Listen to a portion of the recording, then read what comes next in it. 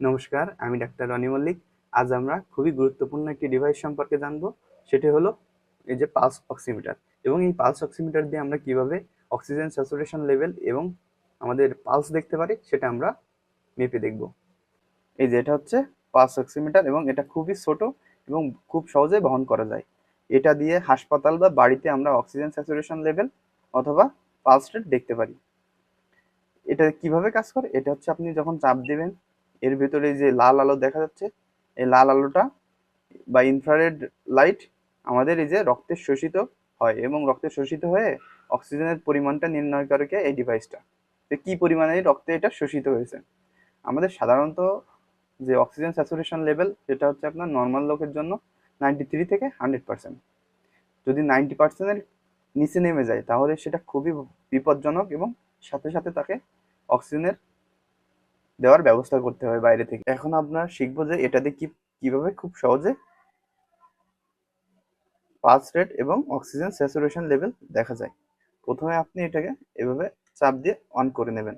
On করে নেওয়ার পরে এভাবে এটা দিয়ে এই আপনার ইন্ডেক্স ফিঙ্গারে, মিডিল ফিঙ্গারে বা যে কোনো ফিঙ্গারে দিতে পারেন। শুধুমাত্র থাম্বে দিবেন না। কেন? থাম্বটা একটু বড় হওয়ার কারণে এই লাইট ডিটেকশনে একটু সমস্যা হতে পারে, যার কারণে আপনার এই যে রেজাল্টটা একটু ভুল বা অন্যরকম রেজাল্ট আসতে পারে। এর জন্য আপনারা থাম্বে দিবেন না। তাহলে এটা আমরা কি দেখতে পাচ্ছি? এই যে SpO2, SpO2 মানে হচ্ছে স্যাচুরেশন অফ পেরিফেরাল অক্সিজেন। এটা কত আমার রয়েছে? 99%। তার মানে কি আমারটা সঠিক রয়েছে বা পর্যাপ্ত পরিমাণে রয়েছে। আর এই যে কি BPM/PR, এটা হচ্ছে বিটস পার মিনিট এবং পালস রেট। তাহলে আমার পালস রেট কত? 82।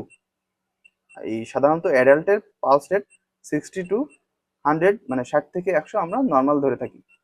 কিন্তু ছোট বয়সের বাচ্চাদের বা অন্যান্যদের ক্ষেত্রে নর্মাল রেঞ্জ একটু ভিন্ন রকম হয়ে থাকে। আর আমরা তাহলে যে এই যে স্যাচুরেশন, এই স্যাচুরেশন যে দেখলাম, এটা হচ্ছে আমরা তো জানি যে নর্মাল কত ছিল, 93 থেকে 100%কে নর্মাল হিসেবে ধরা হয় এবং 90%-এর নিচে গেলে সেটা খুবই বিপজ্জনক এবং তাকে দ্রুত হাসপাতালে নিয়ে যেতে হবে। তাহলে কোথায় কোথায় এই যে ডিভাইসটা আছে এই ডিভাইসটি ভুল রেজাল্ট আসতে পারে?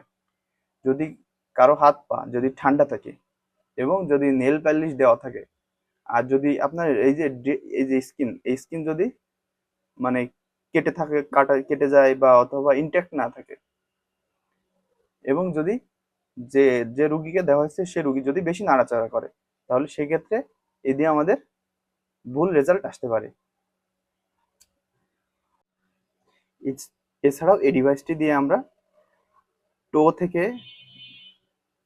আপনার অক্সিজেন স্যাচুরেশন লেভেল এবং পালস রেট দেখতে পারি। এছাড়াও অন্যান্য অনেক ধরনের ডিভাইস রয়েছে যেগুলো আমরা ফোরহেড, কপাল বা ইয়ার লোবে ব্যবহার করে অক্সিজেন স্যাচুরেশন লেভেল দেখতে পারি।